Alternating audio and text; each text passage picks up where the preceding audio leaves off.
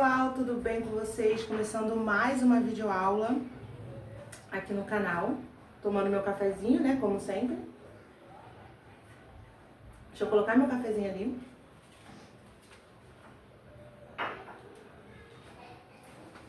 E dando continuidade à nossa sequência de aulas, né, nossa playlist, que nós estamos falando sobre as formas nominais do verbo.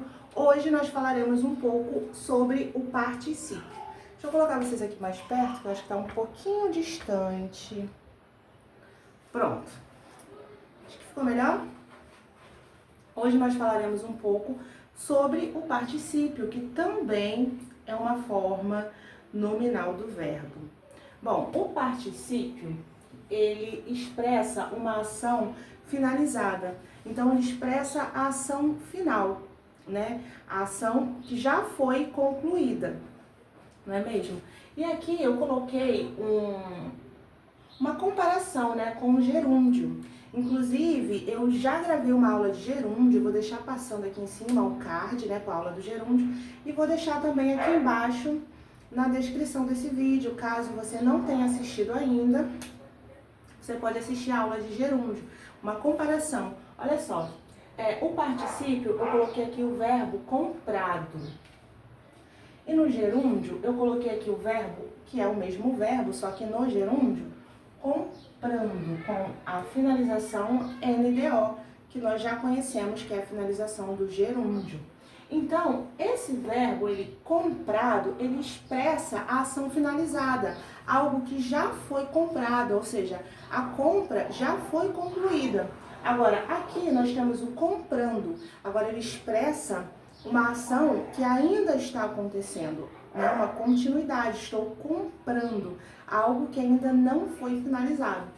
Então, eu botei aqui esse exemplo, né, com o gerúndio, porque dá pra gente entender bem melhor, né, fica bem melhor de exemplificar o verbo no particípio, que expressa essa ação finalizada, essa ação final, tá bom, pessoal? Se você tá gostando desse vídeo, não esquece de se inscrever aqui no canal, ativar o sininho de notificação e compartilhar esse vídeo com seus amigos, né, que possam gostar também desse vídeo. Então, vamos dar continuidade. Como é a estrutura do gerúndio? Bom, a estrutura do gerúndio, ela segue aquele padrão, né, que é de radical, vogal temática, e a desinência do gerúndio é a DO. Como vocês podem ver aqui, ó, comprado, a desinência DO. Então, eu coloquei aqui um exemplo com o verbo vendido. Olha aqui o radical. Radical vende, vogal temática e a desinência DO. Mas aqui, entre parênteses, eu coloquei aqui mais duas desinências, que pode ocorrer também no gerúndio.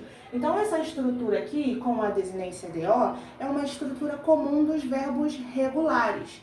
Os verbos irregulares no gerúndio, eles podem aparecer com desinência TO ou com desinência SO. Aí agora, puxando aqui para cima, eu tenho aqui para vocês dois exemplos de desinências com TO e SO, então de verbos irregulares, particípio irregulares.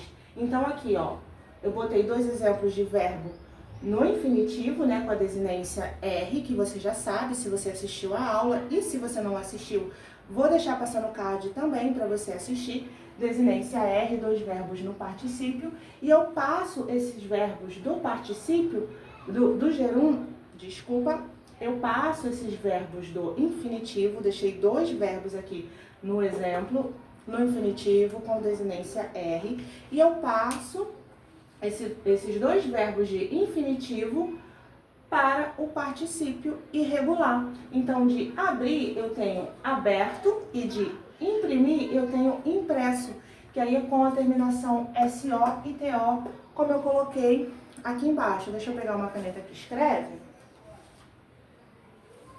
Certo, pessoal? Então, né, recapitulando aqui para você entender, o particípio expressa uma ação final, uma ação finalizada, algo que já foi concluído, como eu coloquei aqui no exemplo do verbo comprado. O particípio regular, a estrutura do particípio regular é a seguinte: radical, vogal temática e desinência DO. E também ocorre no particípio irregular desinência TO e SO. Aqui nós temos dois exemplos de aberto e impresso. Agora, por que o particípio é uma forma nominal do verbo? Porque em alguns casos o particípio ele pode ser colocado numa estrutura, numa oração, substituindo um termo de base nominal. Nesse caso, ele vai perder as características de verbo e vai assumir as características de nome. E vamos ver isso aqui em dois exemplos que eu coloquei aqui embaixo para vocês. Bom, nesse primeiro exemplo, nós temos o seguinte. Ele é um cara bem conhecido. Bom, nós temos aqui o particípio, né, com a finalização DO, como vocês podem ver aqui. E vocês percebem que esse conhecido é um complemento, é uma característica de cara, né? Aliás, essa caneta também não escreve. Deixa eu pegar outra caneta aqui. Bom, essa daqui deve escrever. Vamos lá. Eu tenho aqui conhecido, né? E esse conhecido é uma característica do cara. O cara é um substantivo e a gente sabe que quando um termo, né, o termo que dá característica a um substantivo é um adjetivo, que é o caso de conhecido. Conhecido é um adjetivo. Certo, pessoal? Agora olha aqui embaixo, o documento impresso foi enviado. Aqui nós temos dois casos, nós temos o impresso e temos o enviado. Aqui um caso de particípio irregular com terminação SO e aqui um caso de particípio regular com a terminação DO, tá? Só que o impresso, ele se refere ao documento, ele está especificando o documento, que é um substantivo. Então, se o termo especifica um substantivo, ele é um adjetivo. Então, o impresso também é um adjetivo. Tá, pessoal? O impresso é um adjetivo. O impresso é um adjetivo. O conhecido é um adjetivo também. Tá bom? Então, o particípio, quando ele está na sua forma nominal, quando ele perde as características de verbo e assume as características de nome, ele vai ser o quê? Ele vai ser um adjetivo, que é o que ocorre nesses dois casos aqui. E uma coisa bem importante que eu esqueci de falar para vocês é o seguinte: o particípio aberto é um particípio irregular e o particípio impresso, ele é um verbo abundante. Então, ou seja, o verbo abundante é aquele verbo que pode, né, se apresentar de duas formas. O particípio pode se apresentar de duas formas, de forma regular ou de forma irregular. E como seria o verbo imprimir no particípio regular? Imprimido. E o imprimir no particípio irregular, impresso. Tá bom, pessoal? Então, o verbo imprimir, ele, quando passado para o particípio, ele pode ser particípio regular ou particípio irregular, o que caracteriza ele como um verbo abundante, tá bom? Imprimido ou impresso. Já o abrir, aberto, ele é um particípio irregular e a gente não fala abrido, a gente só fala aberto, tá? A forma correta é só aberto e não abrido. E eu espero que você tenha gostado da aula de hoje. Se você gostou, não esquece de se inscrever aqui embaixo, tá?